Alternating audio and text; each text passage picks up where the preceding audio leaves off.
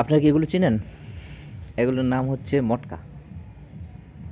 এটা হচ্ছে আমার শাশুড়ি ইউজ করে মটকা। বৃষ্টির এইগুলোর ভিতরে বৃষ্টির পানি, এই যে বৃষ্টির পানি জমায় রাখছেন।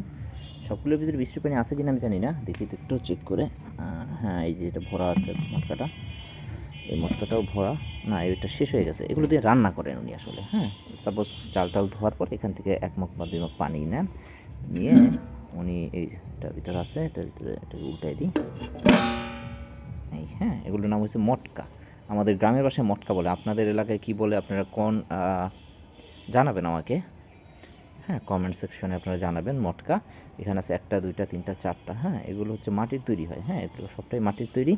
এই মাটির তৈরি। আমার শাশুড়ি এগুলোর গায়ে আবার সিমেন্টের আলগা একটা প্রলেপ দিয়ে দিছে, যেন পানিটা ঠান্ডা থাকে এবং পানিটা লিকেজ না হয়। কারণ এর ভিতরে এটার গায়ে ছোট ছোট লিক থাকে, তো সেখান থেকে পানি আস্তে আস্তে চুষে চুষে পড়ে যায়। হ্যাঁ, এজন্য উনি এই সিস্টেম করছেন এবং বৃষ্টির পানি উনি এখানে জমা করে রাখেন, যেন রান্নার কাজে তার সুবিধা হয়। হ্যাঁ, বৃষ্টির পানির যে তরকারিটা হয় বা রান্না করতে অনেক সুবিধা হয়, এই জন্য তিনি এই কাজটা করেন। ওকে, থ্যাংক ইউ।